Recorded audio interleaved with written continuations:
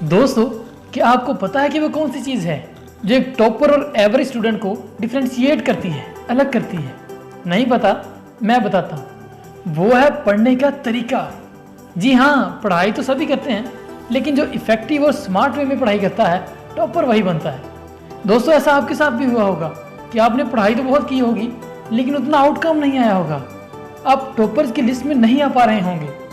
अगर आपके साथ भी कुछ ऐसा ही सीन है कि आप पढ़ाई तो बहुत करते हो, लेकिन टॉपर नहीं बन पा रहे हो, तो दोस्तों आपने इस वीडियो को आखिर तक जरूर देखना है, क्योंकि आज की इस वीडियो में मैं आपके साथ 7 ऐसे राज शेयर करने वाला हूं जिनको फॉलो करके आप एक एवरेज से टॉपर स्टूडेंट बन सकते हैं। आज फिर एक ज़बरदस्त वैल्यू ऐड करेंगे आपकी लाइफ में। So let's begin. Number 7, 80-20% principle. दोस्तों, एग्जाम में मार्क्स स्कोर करने की बात हो या फिर ज़िंदगी के किसी भी मैदान में कामयाबी हासिल करनी हो, ये प्रिंसिपल 80-20% प्रिंसिपल ज़रूर लागू होता है।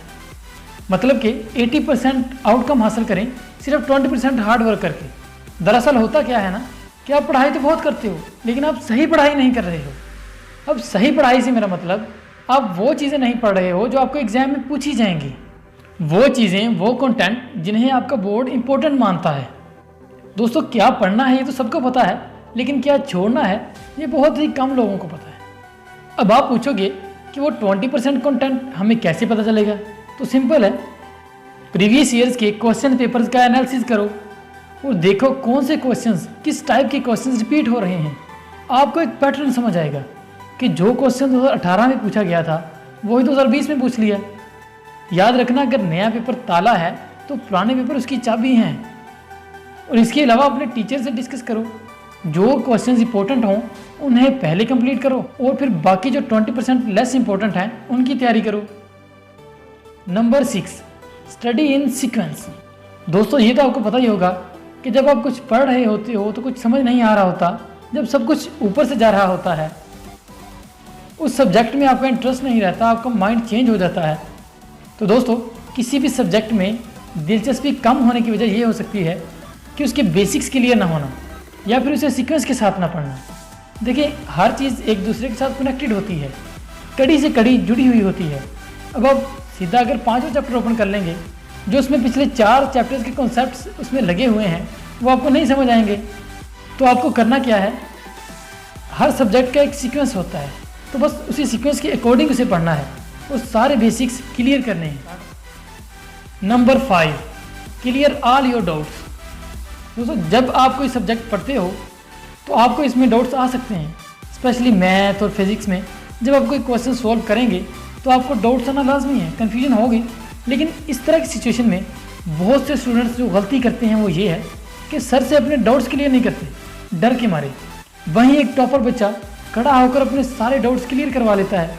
उधर आपका अगर एक भी डाउट रह गया तो अगले चैप्टर्स में भी आपको प्रॉब्लम करेगा। सो करना क्या है, क्लियर ऑल योर डाउट्स।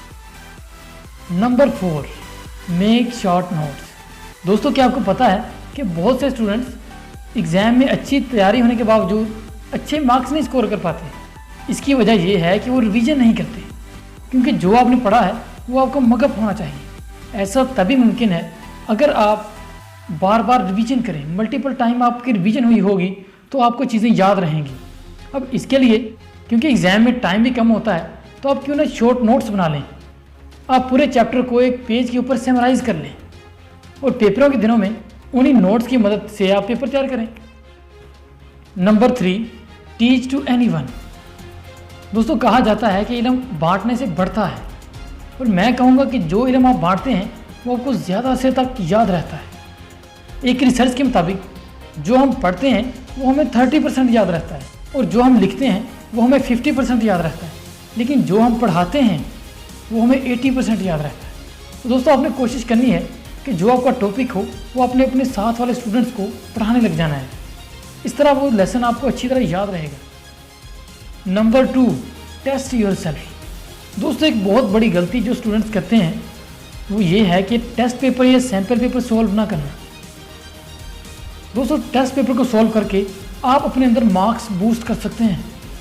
ऐसा इसलिए है कि जब आप उन टेस्ट पेपर को सॉल्व करोगे आपको आपकी गलतियों का पता चलेगा और पेपर में टाइम कैसे मैनेज करना है इस चीज़ का भी आइडिया होगा। And so many thing. और इसके बरअक्स अगर आप उन सैम्पल पेपर्स को सॉल्व नहीं करते तो आपको बहुत सी प्रॉब्लम्स का सामना करना पड़ सकता है। Number 1, consistency. दोस्तों फ़र्ज़ करो 2 स्टूडेंट्स हैं, एक स्टूडेंट दिन में 3 घंटे पढ़ाई करता है कंसिस्टेंसी के साथ, और दूसरा स्टूडेंट 6 घंटे पढ़ाई करता है लेकिन रेगुलर नहीं पढ़ता। आज पढ़ लिया, 2-3 दिन के बाद फिर पढ़ लिया। दोस्तों याद रखो कि आपको ना तो भागना है और ना रुकना है, बस चलते रहना है।